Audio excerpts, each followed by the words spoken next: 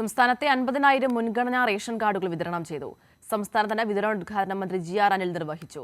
കഴിഞ്ഞ 4 വർഷക്കാലം മുൻഗണനാ പട്ടികയുടെ ശുദ്ധീകരണം നടത്തിവരികയാണെന്നും റേഷൻ കാർഡ് ശുദ്ധീകരണ പ്രവർത്തനം തുടരുമെന്നും മന്ത്രി അറിയിച്ചു.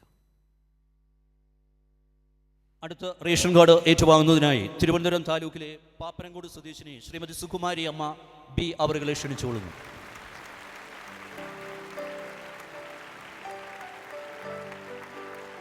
ഭക്ഷ്യ പൊതുവിതരണ വകുപ്പിന്റെ കൈവശമുണ്ടായിരുന്നതും വകുപ്പ് തല പരിശോധനയിലൂടെ അനർഹരുടെ കയ്യിൽ നിന്നും ലഭിച്ചതുമായ 50,000 മുൻഗണനാ റേഷൻ കാർഡുകളാണ് ഉടമകൾക്ക് വിതരണം ചെയ്തത്. കഴിഞ്ഞ 4 വർഷവും മുൻഗണനാ പട്ടികയുടെ ശുദ്ധീകരണം നടത്തിവരികയാണ്. കേന്ദ്രത്തിൽ നിന്നുള്ള അർഹമായ സഹായം ലഭ്യമാകാത്ത സാഹചര്യത്തിലും സംസ്ഥാന സർക്കാർ പൊതുവിതരണ മേഖല നല്ല രീതിയിലാണ് മുന്നോട്ട് കൊണ്ടുപോകുന്നതെന്നും റേഷൻ കാർഡ് ശുദ്ധീകരണ പ്രവർത്തനം ഇവിടെ നിർത്തില്ലെന്നും മന്ത്രി പറഞ്ഞതുപോലെ 50,000 കാർഡുകൾ തയ്യാറായതിൻ്റെ വിതരണം ഇന്ന് മുതൽ ആരംഭിക്കുകയാണ്. ഇന്ന് വിതരണം ഇവിടെ ഉദ്ഘാടനം കഴിഞ്ഞാൽ അതിന് അർഹത നേടിയ ആളുകൾക്ക് അവരവർക്ക് തന്നെ അക്ഷയ കേന്ദ്രങ്ങളിലൂടെ ഡൗൺലോഡ് ചെയ്തെടുക്കാൻ കഴിയുന്ന സൗകര്യം നമുക്കുണ്ട്.